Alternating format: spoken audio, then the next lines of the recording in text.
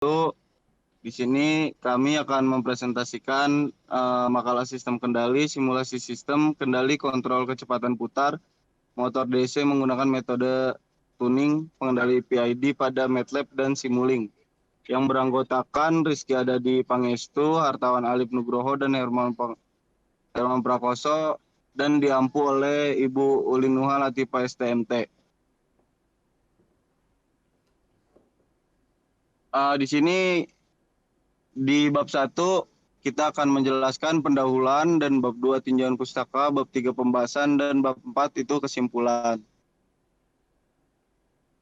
Di bab 1 pendahuluan. Latar belakang. Motor DC atau biasa disebut direct current adalah jenis motor listrik yang menggunakan arus searah untuk menghasilkan getaran mekanis.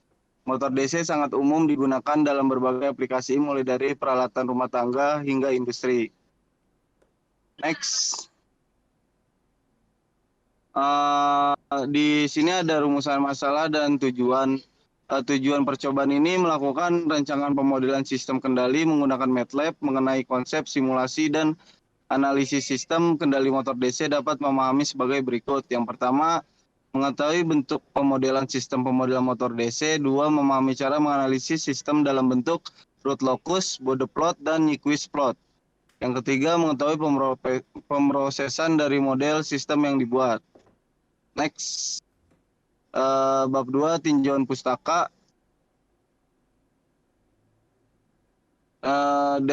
Deskripsi sistem. Sistem motor DC adalah sistem yang terdiri dari motor DC dan komponen pendukungnya yang bekerja bersama untuk mengubah energi listrik menjadi energi mekanis.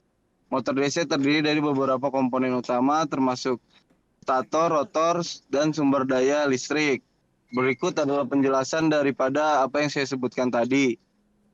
Selain komponen-komponen utama di atas, sistem motor DC juga melibatkan komponen tambahan seperti encoder dan atau sensor kecepatan untuk mengukur kecepatan rotor, peredam getaran atau gearbox untuk mengubah torsi, dan sistem kontrol seperti pengendali PID atau biasa disebut proporsional integral derivatif untuk mengatur kecepatan atau posisi motor. Next.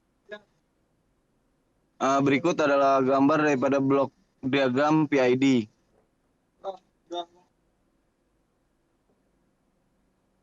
Pemodelan sistem. Pemodelan sistem suatu plan merupakan suatu sistem yang mungkin disusun oleh bermacam-macam komponen atau elemen yang saling berhubungan dalam menjalankan suatu aksi. Tergantung dari komponen atau elemen yang dipergunakan, suatu sistem dapat berupa mekanik, pneumatik, elektrik, atau jenis elektromekanik. Next.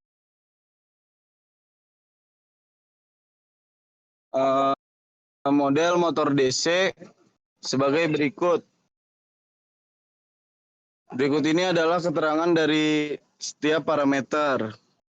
Dapat kita lihat di sini ada resistan jangkar, indutasi jangkar, arus armatur, medan arus, tegangan jangkar yang diterapkan, gaya gerak listrik balik, torsi motor, kecepatan sudut motor, torsi inersia motor, konstanta gaya gerak listrik, konstanta torsi motor, konstanta gesekan motor. Next.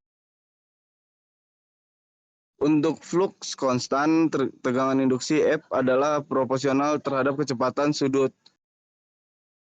Hubungan M balik EB volt dengan kecepatan motor WM radia per detik adalah sebagai berikut. Kecepatan motor servo DC dikendalikan oleh tegangan jangkar E. Persamaan diferensial untuk tegangan jangkar motor adalah sebagai berikut.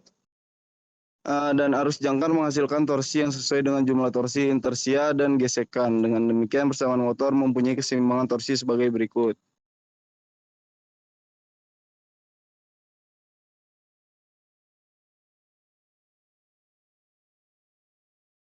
Perhatikan bahwa torsi beban tidak termasuk dalam persamaan di atas karena memang dianggap sebagai gangguan pada kecepatan motor DC linear sistem pengaturan. Respon gangguan beban dari sistem akan dibahas pada bagian terakhir dari hasil simulasi. Asumsikan bahwa semua kondisi awal sistem adalah 0. Transformasi Laplace dari 20 sampai 22 akan menghasilkan yang berikut persamaannya. Sehingga untuk fungsi transfer loop terbuka motor DC dari tegangan input untuk kecepatan motor, keluaran dapat dianalisis dengan rumus berikut. Next. Bab 3 pembahasan.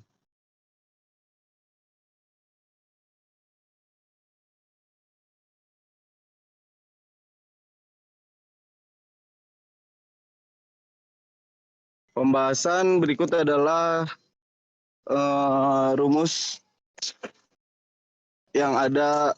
Jadi pemodelan sistem yang digunakan itu sebagai berikut. Dapat kita lihat bersama-sama. Next.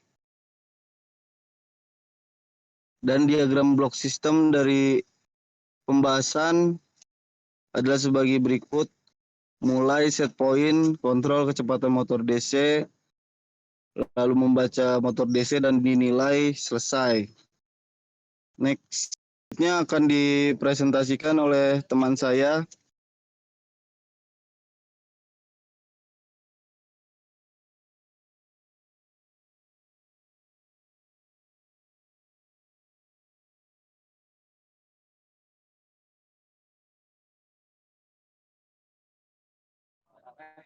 Ya, untuk selanjutnya ada diagram alir dan untuk gambar variabelnya bisa dilihat di bawah. Next. Dan selanjutnya ada karakteristik sistem. Untuk rumusnya terdapat pada di tabel atau di PPT. Dan untuk hasilnya ada S2, S pangkat 2 itu 0,005 dan di sampingnya 1,523. S pangkat satunya 0,0252 dan selanjutnya ada 0. Untuk S pangkat 0-nya ada 1,523, sampingnya ada 0. Next. Selanjutnya ada kepekaan. Untuk rumusnya saya lihat di bawah dan mencari KP-nya. Ada KP sama dengan rim G S H per S. Dan hasilnya bisa dilihat di bawahnya. Next. Untuk mencari KV dan KA-nya bisa dilihat. Next.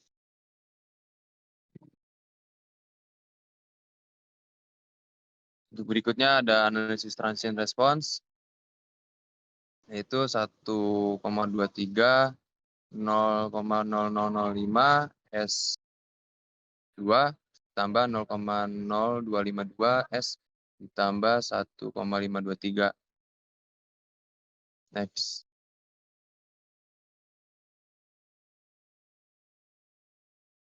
Untuk mencari nilai PD-nya dan cari nilai sigma bisa dilihat, dan untuk mencari waktu naik sistemnya atau rest time-nya bisa dilihat di bawah. Next.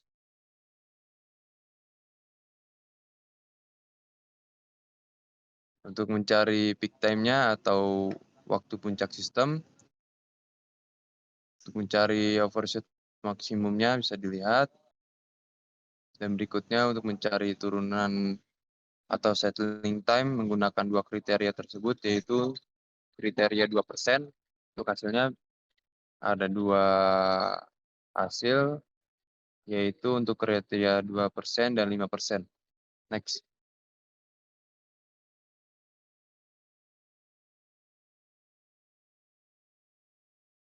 Untuk hasil stepnya ada gambar di bawah. Hasilnya itu merupakan sinyal step dari model matematika motor DC pada tabel di atas mendapatkan rise time 0,0283 dan overshoot 19,9% dan settling time-nya 0,151 dan terakhir steady state-nya 0,8. Next. Untuk analisis plotting road glucose-nya bisa dilihat di bawah. Next. Dan hasil pada road locus tersebut yaitu gen menunjukkan seberapa besaran respon sistem terhadap perubahan input. Pada garis biru gen adalah 0,0282, sedangkan pada garis hijaunya 0,0824. Pol ada akar-akar persamaan karakteristik pada sistem pada domain Laplace. Pada garis biru tersebut, pol berada pada 25,2 tambah 498i yang menunjukkan adanya komponen kompleks pada respons sistem. Dan untuk selanjutnya, ada damping menggambarkan tingkat ketedaman dalam respons sistem. Pada garis biru, damping adalah 0,451, sedangkan pada garis hijaunya, damping menunjukkan 0,442. Untuk overshoot-nya tersebut, pada garis biru overshoot-nya adalah 20,4%, sedangkan pada garis hijaunya 21,3%. Frekuensi pada root locus itu pada garis birunya 55,8, sedangkan pada garis hijaunya 57.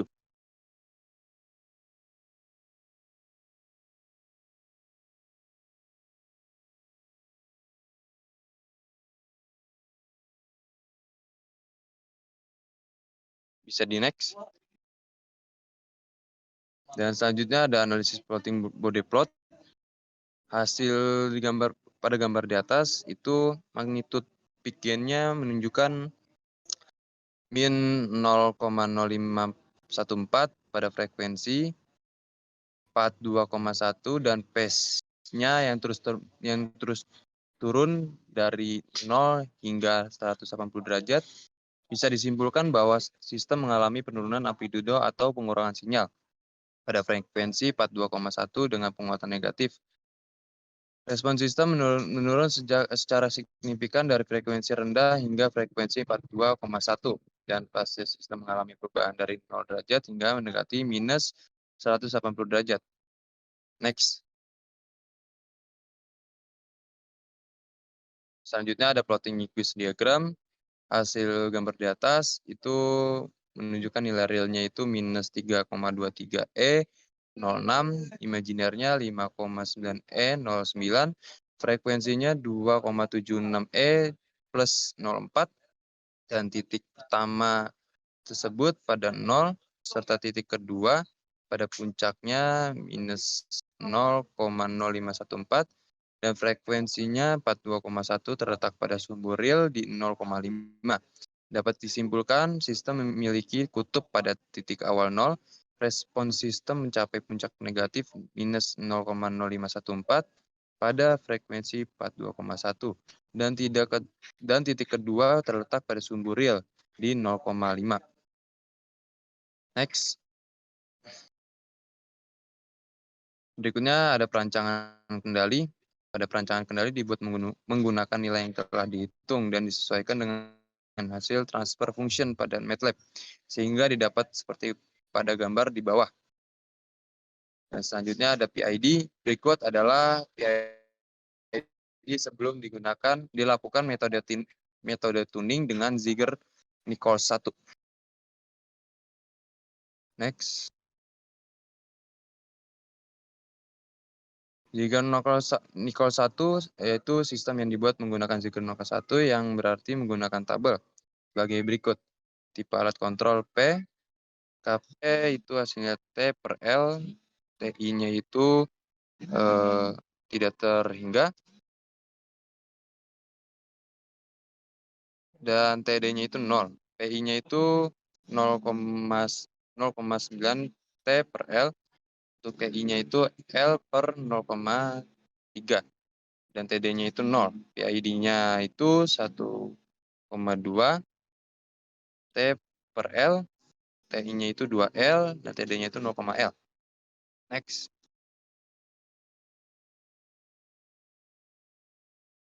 Untuk selanjutnya bisa dibacakan oleh teman saya, itu Hartawan. Silakan. Baik, terima kasih. Sini ada sebuah gambar sinyal yang sebelah kiri merupakan sebelum menggunakan PID, sebelah kanan sudah menggunakan PID. Next. Pada gambar di sebelah kanan tadi yang sudah menggunakan PID, kita mengambil dengan nilai L dan T-nya sebagai berikut. L-nya itu 1 dan T-nya itu 6. Setelah itu nilai tersebut kita dapatkan untuk mencari KP, KI, dan KD. Di sini ada gambar simulingnya. Itu KP-nya T per L, KP-nya 6 bagi 1 sama dengan 6. Next. Di sini merupakan hasil dari perhitungan pertama. Pada percobaan ini kita menggunakan kendali P dengan mendapatkan threshold sehingga nilainya 0,646%, di mana threshold ini merupakan respon awal tidak stabil. Tetapi pada digambar kita bisa melihat bahwa titik stabilnya tuh di titik kurang lebih 1. Itu udah mulai stabil. Dan overshootnya mendapatkan 5,4 dan undershootnya 0,9%. Next. Ini merupakan data dari kendali P. Next. Di sini kita mencari kendali PI, yaitu dengan nilai KP kita mendapatkan 5,4 dan nilai TI-nya kita mendapatkan 3,3 dan KI-nya sama dengan 1,8. Itu kita masukkan nilai tersebut ke dalam Simulink dan mendapatkan hasil pada gambar tertera. Di sini hampir sama, tetapi pada detik kurang 1 itu mengalami undershoot dan pada detik keempat itu mulai stabil, mengalami standby. Next. Dan mendapatkan thresholdnya 0,7, overshootnya tuh mendapatkan 5,3,077%, undershootnya 11%. Next. Di sini kita masukkan nilai dari kendali PID, yaitu dengan KP-nya 7,2, nilai KI-nya yaitu 3,6 dan KD-nya mendapatkan 14,4. Di sini kita mendapatkan hasil yang lumayan terlalu banyak osilasinya. Kita mendapatkan threshold-nya dengan nilai 671,808% dan overshoot-nya mendapatkan 929,04845% dan undershoot-nya negatif 918,650% dan setting temperature dengan nilai 671%. Kita lihat di sini pada gambar pada detik ketiga itu mengalami undershoot dan di menit ke-7 sudah memiliki kestabilan tapi memiliki osilasi yang terlalu cepat. Next. Ini hasil yang tadi, data percobaan PID-nya. Next. Di sini dia mendapatkan step responnya, mendapatkan hasil puncak amplitude sebesar 323 dengan waktu 0,03 detik. Dan respon ini overshoot-nya mempresentasikan turun hingga negatif 50 dan naiknya 0,1 dan akhirnya stabilnya di angka 1 detik. Next. Dengan menggunakan Lotus ini kita mendapatkan hasil yang signifikan, yaitu dengan perubahan akar-akar persamaan dari fungsi sistem kita mendapatkan respon yang stabil. Next. Pada digunakan diagram bot, dengan menggunakan PID kita menggunakan respon PG-nya 403 dan frekuensinya magnitudenya sangat rendah, yaitu di 1E-20. Tapi pada gambar tertera ini kita mendapatkan sinyal keluaran yang stabil. Next. Di diagram Nukisi ini kita mendapatkan nilai realnya tuh negatif 3,23 dan garis imajinernya di 5,9 dan frekuensinya negatif 27 dengan titik 0. Yang kita simpulkan bahwa sistem ini memiliki respon sistem yang terletak pada sumber rel dan bisa dikatakan juga sistem ini stabil. Next. Gunakan sintaks sebelah kanan. Setelah itu kita run pada MATLAB, kita mendapatkan nilai Joule dan nilai Z-nya, plate dan Z-nya. Untuk mencari lokus zero pole yang telah ditemukan dengan perjalanan pertama, kita masukkan nilai Z-plate nama pilotnya.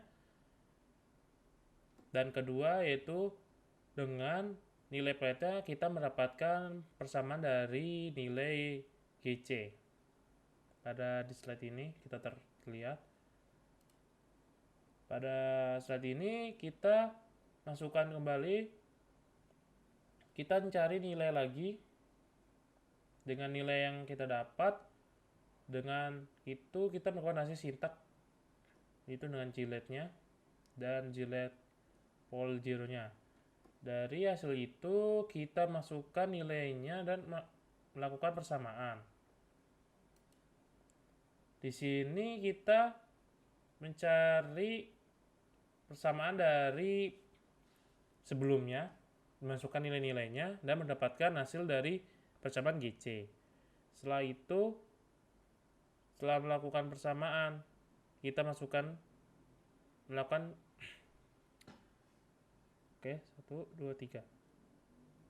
Dari hasil sebelumnya, kita masukkan lagi nilai-nilainya dengan codingan sintak pada MATLAB dan mendapatkan hasil persamaan GC. Setelah itu, dari persamaan ini kita masukkan kepada Simulink dengan komponen transfer function, kita masukkan nilai-nilai pada persamaan tersebut. Setelah itu, kita mendapatkan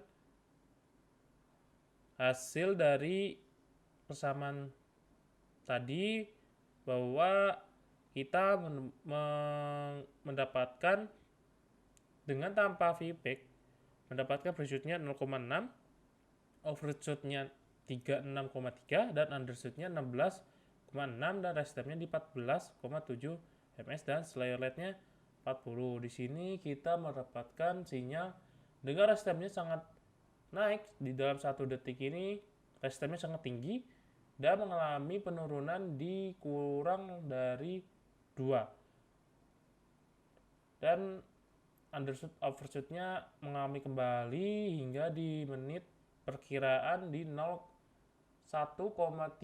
atau kurang, itu mengalami kestabilan tetapi memiliki osilasi. Di sini kita menggunakan di leg menggunakan bode, kita mencari dulu nilainya dengan frekuensi crossover. Yang pertama kita mencari data dan waktu dengan sintak di sini. Kedua itu setelah mendapatkan sintak ini kita melakukan codingan kembali untuk menemukan steady state-nya. Maka kita mendapatkan nilai steady state-nya di 0,74. Setelah mendapatkan nilai tersebut kita mencari lagi kita masukkan nilai parameternya dan mendapatkan nilai untuk pencarian frekuensi crossover. Kita mendapatkan pada digambar di sini. Mendapatkan alfanya 0,5, t-nya 0,8, leg 0-nya 11,2, leg-nya 1,12, sistem karakteristiknya di crossover frekuensinya 1,5, phase marginnya 17,7, steady state error-nya di negatif 7,32. Setelah itu, setelah kita menemukan parameter yang di atas, kita menggunakan codingan sintak dan masukkan nilai-nilai tersebut. Dan kita mendapatkan persamaan, dan persamaan ini kita masukkan pada Simulink. Setelah itu, di sini kita mendapatkan hasil keluaran respon pada detik ke-1 mengalami overshoot, mengalami rest time yang lumayan, tetapi memiliki undershoot-nya di 0,050. Tetapi pada detik ke lebih lewat 1 ini mengalami kenaikan lagi, mengalami rest time dan mengalami kestabilan.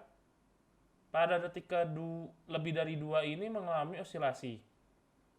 Tetap osilasi di menit 2, 3, 4 mengalami osilasi. Tetapi pada detik ke-7 di sini udah mulai stabil.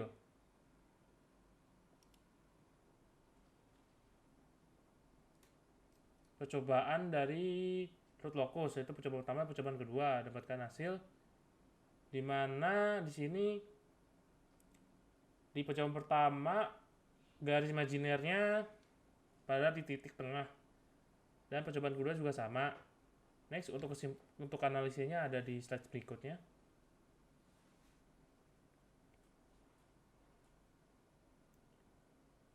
Pada root locus stabilan, jika semua akar sama karakter berada di samping kiri, maka itu bisa stabil. Tadi tertera pada gambar tadi, kita mendapatkan sistem itu stabil. Next. Ini merupakan percobaan pertama dan percobaan kedua menggunakan diagram Bode. Next. Dari percobaan pertama, kita mendapatkan pengurangan amplitudo dan frekuensi. Analisis ini mengindikasi bahwa respons sistem menurun secara signifikan dan perubahan fase mengarah ke fase negatif. Percobaan pertama ini bisa dikatakan tidak stabil.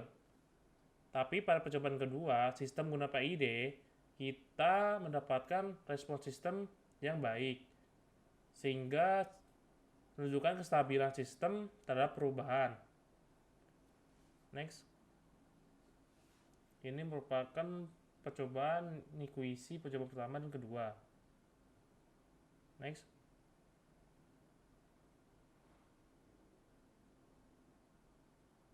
Next.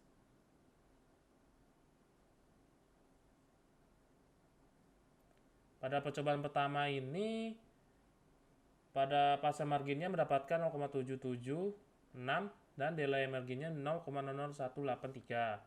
Hal ini menunjukkan bahwa sistem memiliki toleransi yang baik dari perubahan fase dan waktu delay. Selain itu, pada titik sebelah kanan juga ditemukan fase margin sebesar 180, delay-nya sebesar 0,132 dengan frekuensi 2,3. Pada gambar percobaan pertama, kita mendapatkan sistem yang dianggap stabil dengan toleransi yang baik. Pada percobaan kedua, dengan mendapatkan hasil realnya itu negatif 3,23 dan imajinernya 5,9 dan frekuensinya negatif 2,7. Titik kedua pada puncaknya itu dengan nilai 0,05 dan frekuensinya 42,1 dengan sumber realnya 0,5. Kita simpulkan bahwa sistem ini mengalami puncak negatif di kedua titik. Jadi bisa dikatakan stabil juga karena dia berada di sumbu sebelah kiri.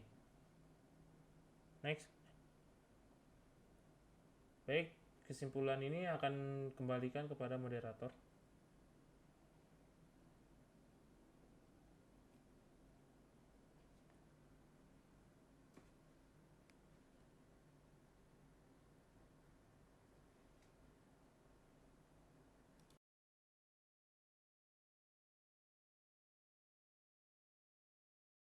Berikut adalah kesimpulan dari apa yang sudah kita jelaskan. Kesimpulan ini, sistem motor DC adalah sistem yang terdiri dari motor DC dan komponen pendukungnya yang bekerja sama untuk mengubah energi listrik menjadi energi mekanis. Sistem ini digunakan untuk menggerakkan berbagai perangkat dan mesin baik dalam aplikasi industri maupun konsumen. Motor DC terdiri dari beberapa komponen utama yaitu stator, rotor, dan sumber daya listrik. PID, Proportional Integral Derivative, adalah suatu controller untuk menentukan presisi suatu sistem instrumen dengan karakteristik adanya umpan balik pada sistem, kontrol P atau disebut konstanta proporsional. Kontrol I atau disebut Q adalah suatu sistem yang berfungsi menghasilkan respons sistem yang memiliki kesalahan pada error steady state. Kontrol D atau KD adalah suatu sistem yang dapat meredam lonjakan pada variabel yang dikendalikan. Dapat disimpulkan dari ketiga kontrol P, ID, masing-masing secara keseluruhan memiliki tujuan. Yang pertama, mempercepat reaksi sebuah sistem mencapai set point-nya. Kedua, menghilangkan offset. Yang ketiga, menghasilkan perubahan awal yang besar dan mengurangi overshoot. Berikut adalah presentasi dari kelompok kami. Semoga dapat dimengerti oleh pendengarnya. Dan saya mewakili teman-teman kelompok pamit undur diri. Kurang lebihnya mohon maaf. Assalamualaikum warahmatullahi wabarakatuh.